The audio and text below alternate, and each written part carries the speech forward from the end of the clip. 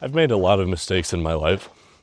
I've done a lot of things that didn't work out. Businesses I've tried that made some money but not as much as I wanted, or just failed and went bankrupt. I've made mistakes with my friends, with other mistakes, whatever mistakes you want to call them. I've almost drowned. I've gone to sketchy places and gotten into less than ideal situations. But I don't regret any of those things. The only thing I do regret is something that I think held me back for the longest.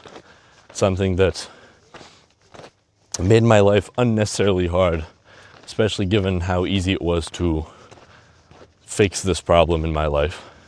Once you know how to, obviously. It's something that made me feel not very good, to say the least, for a very long time.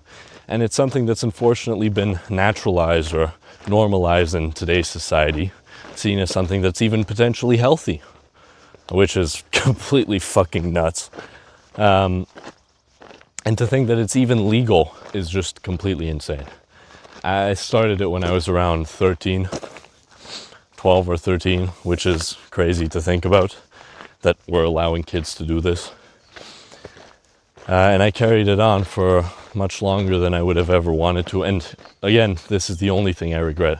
I don't regret injuring myself, not on purpose, but like getting injuries by doing things. I don't necessarily regret mistakes I've made, times when I might have hurt somebody. I wish I hadn't hurt somebody, but having done that means I learned something and will not do it again, and learn these principles about life and human connections and the human experience and all these things. And I just didn't know better, so I just think to myself, well, that's the way it is. But for this specific thing that I do regret, I did know better, which is what makes it even worse. And that was using porn for as long as I did. I mean, the fact that you discover this, on average, I think you can search this up, but on average, boys discover it at maybe 10 or 11 now, before even hitting puberty. And the fact that it's legal under the guise of free speech, and the fact that it's normalized and encouraged is just fucking crazy. Because I've got to tell you, ever since being able to finally kick it, not through willpower, not through cutting down, not through nofap and fucking engraving my streak into my wall. None of those things worked, by the way. But once I was able to quit, magically, my life got like 10 times better within a month or two. Funny how that works. And although I had quit for 2 months at most before the time I finally quit, because then I would go back to it, those 2 months did not see my life drastically improve, because I was using all these methods that didn't work. And to think that I missed out on all these marvelous benefits, energy, charisma, just success in all endeavors. I'm pretty sure my testosterone increased since I quit. You could say that's a coincidence. I don't know, maybe, but it definitely doesn't seem like it. Or it's not like it could be a coincidence with a general surge, but I think it's more of like a chain of events where the fact that I quit meant that I started doing more things, that I had more energy, that I talked to more women, that I got a girlfriend, that all these things happened, that then overall created an outsized boost in testosterone. And other things, and above all the benefits, like, you know those shit YouTube videos where it's like a timeline of the benefits you get from quitting porn, like after 1 day, after 10 days. You obviously have those things, and most of them are quite true. I don't know about the skin thing, I never really had acne, but if none of that were to be the case, I would still do it for the mere peace of mind that you're able to unlock when you quit it. The fact that you're not constantly thinking about, oh fuck, I wonder when I'm gonna do it again, I really don't want to, but I know I will. The guilt and the shame and the hate you feel when you relapse and you know that you shouldn't, and then you feel really bad and you're like, this was the last time, but you've already said that so many times that it's just lost all meaning. The despair, the thinking that there's no way out, that you might just be stuck like this forever having a throttle on your max speed, like an artificial limiter, Like, you know, on a car, you can put an artificial limit on your speed.